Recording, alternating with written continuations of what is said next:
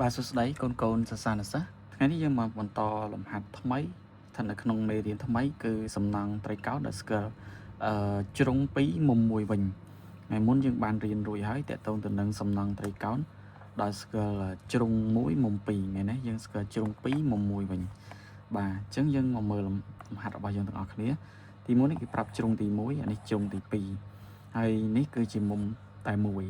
បាទលំហាត់ទី2ក៏ដូចគ្នានេះជ្រុងទី1ហើយនេះជ្រុងទី2កណ្ដាលនេះគឺជាមុំទេណាអ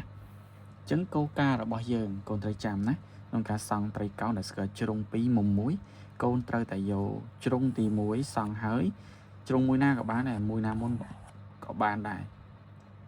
ពេលដែលកូនសង់ជ្រុងទី1រួចកូនកុំទាន់អាសង់ជ្រុងទី2នេះគឺមានន័យថា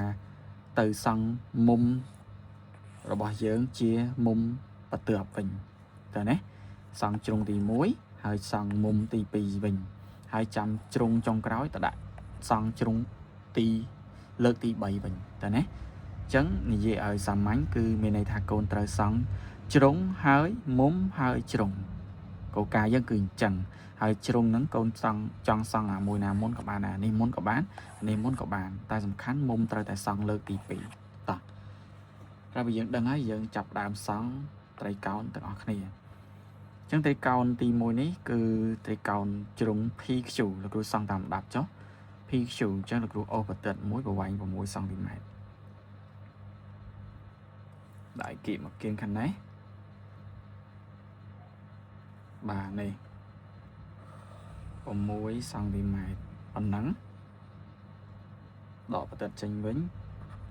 ចាលោកគ្រូបានត្រង់នេះបាទ PQ 6សង់ទីម៉ែត្របាទបន្តមកទៀតយើងរួចអានេះបាទនៅសល់ជ្រុងនេះទុកចោលសិនយើងទៅសង់មុំនេះតាមុំរបស់យើងអក្សរ Q នៅកណ្ដាលអញ្ចឹងកូនត្រូវតែរកអក្សរ Q នៅលើបន្ទាត់នេះអញ្ចឹងនេះអក្សរ Q អញ្ចឹងយកអានេះមកដាក់នៅចំណុចកណ្ដាលចំអក្សរ Q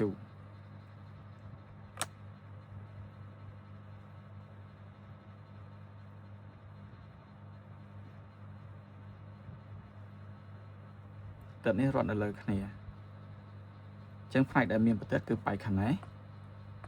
ខាងនេះអត់មានបន្ទាត់ទេអញ្ចឹងកូនមិនបាច់មើលបែកក៏អត់មានទេមើលបែកតែមានបែកដែលមានគឺ100ដឺក្រេអញ្ចឹងយើងមើលមក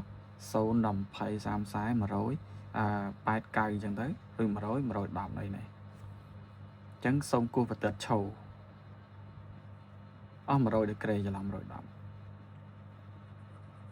ឈរបែបហ្នឹងអញ្ចឹងគ្រូសូមបញ្ជាក់វាអាចស្រៀកតាបន្តិចដោយសារតែលោកគ្រូមើលពីចំហៀងយើងមើលចំពីលើតាអញ្ចឹងបានប៉ុណ្្នឹងហើយអក្សរ Q គឺគូសភ្ជាប់ពីនេះមកនេះ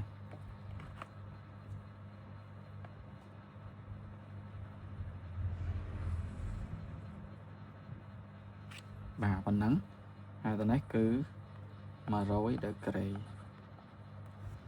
បាទបន្តមកទៀតយើងរួចមុំហើយគ្រីសមុំមួយទៀតអញ្ចឹងនៅសល់តែកណ្ដាលនេះទេ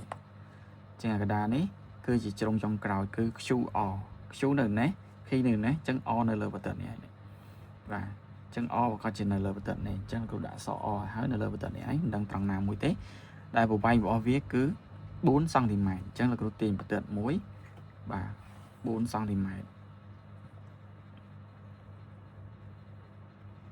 ណានេះអញ្ចឹងសូននេះមក4សង់ទីម៉ែត្រអញ្ចឹងនេះនៅត្រង់នេះយ៉ា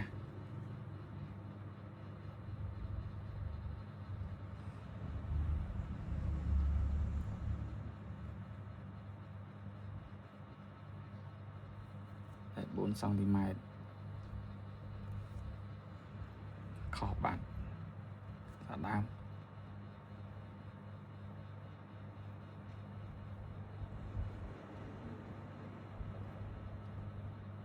វាបាក់គូសតិចដោយសារតែលោកគ្រូប្រើប្រាស់នៅលើ tablet iPad កុំចាញ់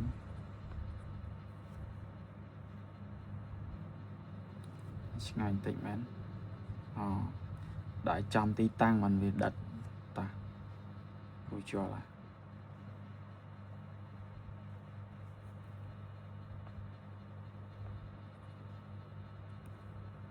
ចឹងកន្លែងនេះណាស្នាមបន្តិចតា4ត្រូវឯងត្រូវហើយនេះចឹងគូដកបន្តិចនេះចេញចឹងយើងបានប្រវាយហើយតនេះមក QR នេះណាគឺ4 សង់ទីម៉ែត្រតែមកទៀតកូនភ្ជាប់ពីតនេះមកតនេះដើម្បីបង្កើតវាទៅជាត្រីកោណម្ដងទៀតជាប់ខុស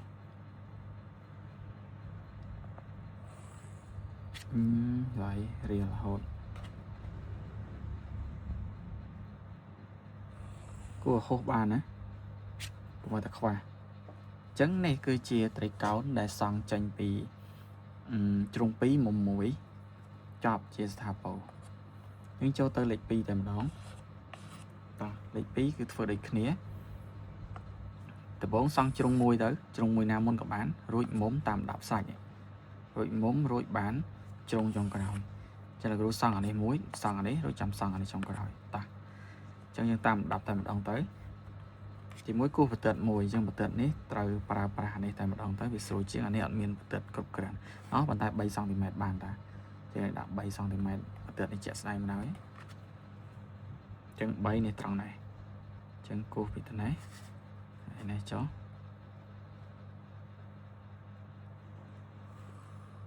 យ៉ាលើ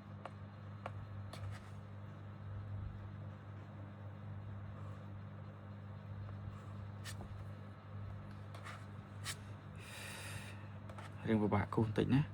វាអត់ស្រួលដូចយើងគូសនៅលើกระดาษបដ ாய் ទេប៉ុណ្ណឹងអានេះគឺ3សង់ទីម៉ែត្រហើយប្រវែងរបស់យើងគឺ FH បន្តមកទៀតគឺសង់មុំអក្សរ H ព្រោះអក្សរ H នៅកណ្ដាលអញ្ចឹងអក្សរ H នៅត្រង់នេះអញ្ចឹងលោកដាក់អក្សរ H នៅចំកណ្ដាលមក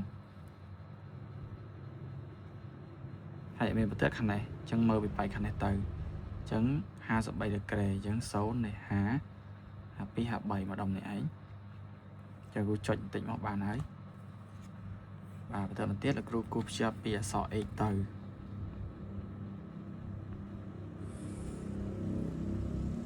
ប៉ុណ្ណឹងមកហើយទៅនេះ53ដឺក្រេហើយបន្តមួយទៀតជ្រុងមួយទៀតគឺ GH អញ្ចឹងអក្សរ H នៅនេះអក្សរ S នៅនេះអញ្ចឹងបាត់ G នៅលើបន្ទាត់នេះឯងអញ្ចឹងដាក់អក្សរ G នៅលើនេះហើយបន្តមកទៀតយើងវាស់ប្រវែង5សង់ទីម៉ែត្រអញ្ចឹងបើសិនជាគ្រូជ្រុលប្រើហ្នឹងហើយប្រើនេះទាំងអស់អញ្ចឹងចេញពី0ទៅអញ្ចឹងត្រូវលើសបន្តិចលើសមួយចំណុចអញ្ចឹងនេះប្រវែងនេះឯងបាទគឺ5នៅចំកន្លែងលេខ4ដោយសារតែគ្រូដាក់ទៅលើថែម1អញ្ចឹងនេះគឺប្រវែង5សង់ទីម៉ែត្រអញ្ចឹងយើងគូសភ្ជាប់ពីនេះមកនេះមកនេះបាទអញ្ចឹងយើងបានត្រីកោណនេះហើយគឺត្រីកោណបាទ FGH ដែលមានជ្រុង2ជ្រុងទី1 3សង់ទីម៉ែត្រជ្រុងទី2 5សង់ទីម៉ែត្រហើយនិងមុំ1គឺ53ដឺក្រេតោះអញ្ចឹងលោកគ្រូសន្មតថាចប់ប៉ុណ្ណឹងជួបគ្នាវីដេអូក្រោយបាយបាយ